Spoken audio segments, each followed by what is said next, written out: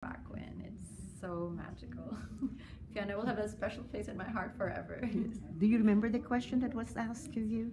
Yes, the question was if you're given a chance to make a slogan for Miss Earth, because for 15 years now the slogan of Miss Earth is Beauties for a Cause. So if given a chance to give a new slogan for the next 15 years, what would it be, why? And I answered, it would be we will because we can. Like everything is feasible, everything is possible as long as we work together. And then I just said it the same. We will because we can, with conviction, of course. So that was the winning answer that got me the crown. Truly wonderful. Now, what were your challenges in preparing for the Miss Earth International? Had there been some difficulties and things that you had to give up? Oh, a lot. I mean, I had to delay my graduation last year. I was already finishing my paper, but I needed to go to Vienna, so I had to wait. I know education for me is very important. I mean, I'm a working student. I've worked really hard for my education, and it was before I dreamed of becoming a beauty queen. It was my dream to wear that toga, you know. But I had to set this aside for a while, and you know, because I was given this opportunity that not everybody can get. And the challenge probably is that because it was Philippines who won the year before me, and not everybody, even though they love me, I would somehow feel like they are not that 100% confident that I could, you know, win the crown. And I would even have one delegate from another country telling me a few hours before coronation that she feels sad and bad for me because she feels that I won't win, even though I deserve it. I don't know how to feel. Like, am I going to be happy because he told me I deserve to win, or am I going to be sad because he told me I won't win? But you know, God is really good, and if it's really for you, then He's really going to give it to you. So yeah, and one more thing would be the cold in Vienna. It was so cold because we went there in November until December, but still I'm happy and just glad that I was able to compete in Vienna, and I saw my first snow. So what more can I ask for? I have the crown with me. I mean, it's amazing. It's amazing, and I can't believe it's almost done. Yeah. And does it involve a lot of traveling for you and speaking to groups of people about your environmental platform? Speaking, that's why in Miss Earth we really look for a girl who knows how to talk, who knows how to speak with or without scripts. I mean, sometimes, well, actually not only sometimes, most of the time you'll be given a chance to speak, and it would be like impromptu most of the times. Like they would just call you because you're there and just want you to say something, and that's why you're Miss Earth anyways, you know. Yeah, I've had a lot of speaking engagement. I've had a lot of tree plantings as well. I mean, I've lost track of how many trees I've actually planted. And traveling, I'm just starting again, but I started with Reunion Island. That was my first official one. Then I went to Vietnam, and now I'm here in the United States. After this, I'll go straight to Colombia with Miss Earth Water Brittany from the United States.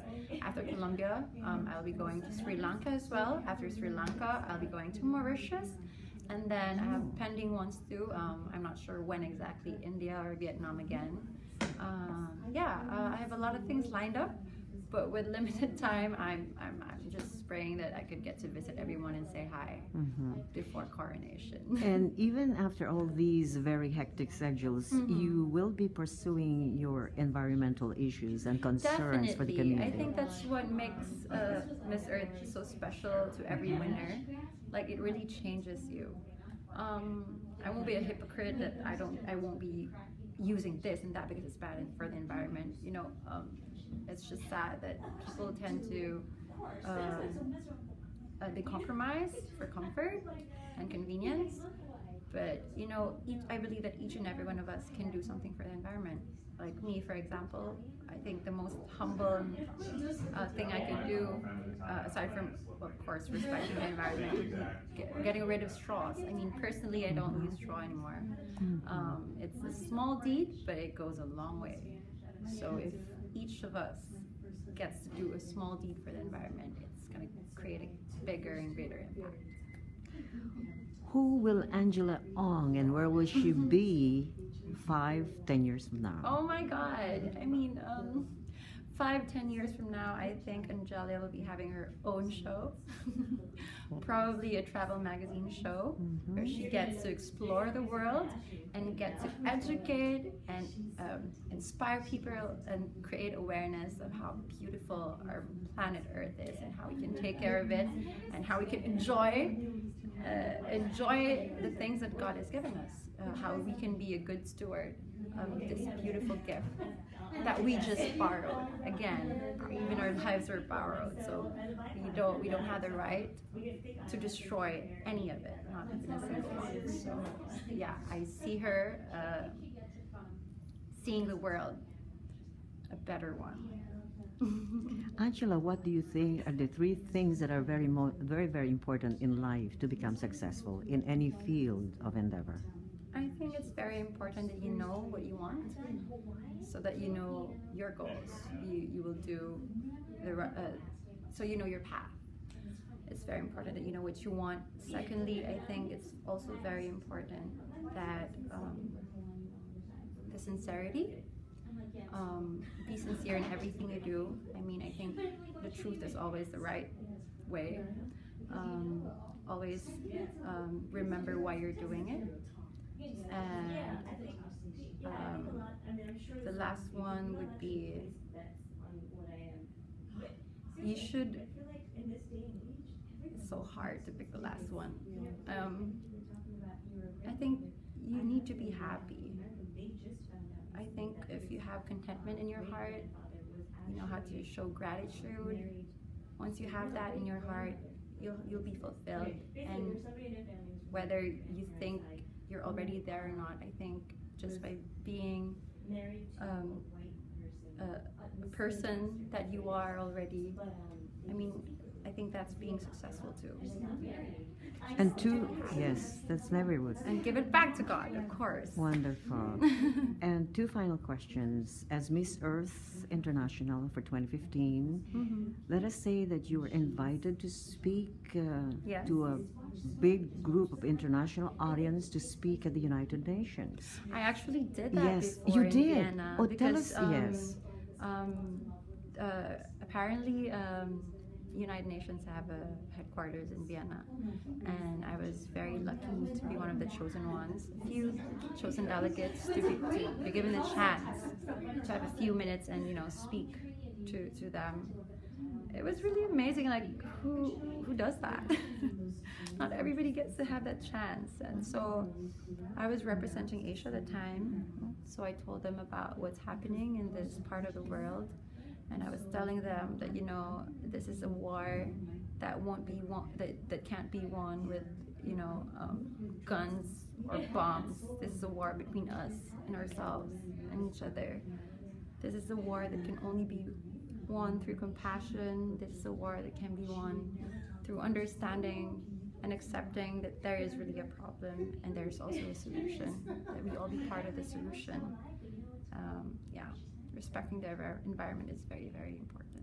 Any particular bills that you would like maybe to pursue and have a legislation? In the Philippines? Yes. I really want to stop this coal mining and coal-fired power plants. I mean, it was also our election this year.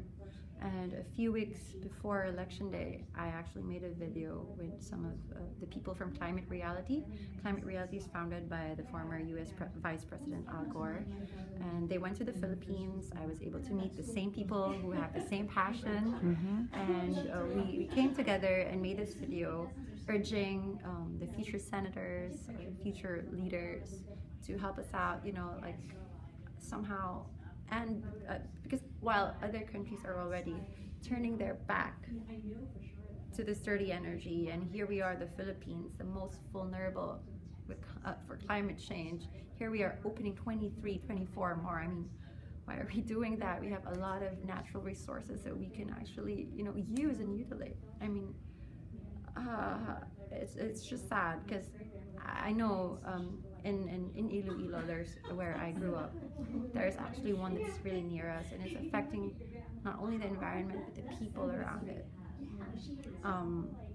So hopefully, if given a chance, we'll do the things that we have control of. I mean, the weather, we don't have control of the weather, although we are the cause of that. But when that big typhoon strikes, I mean, what can we do? We cannot stop the wind from blowing or stop the rain from pouring down. But what we can do is we can stop these coal-fired power plants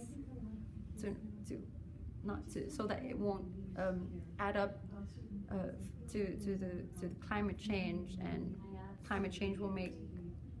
I mean, in the Philippines, we are used to typhoons. We have like more than 20 typhoons every year, but only recently did we experience stronger. It becomes stronger and stronger and stronger and stronger.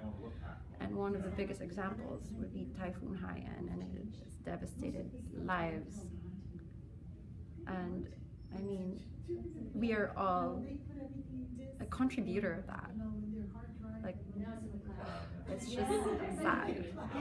And the good news is we can all be contributors of change as well. So why not do it now? Now, finally, feeling your passion for your platform in terms of protecting the environment, your deep love for nature, which is God's creation, and deep love for your people, feeling your great faith in the Lord. Now, I would like to request you to say or give your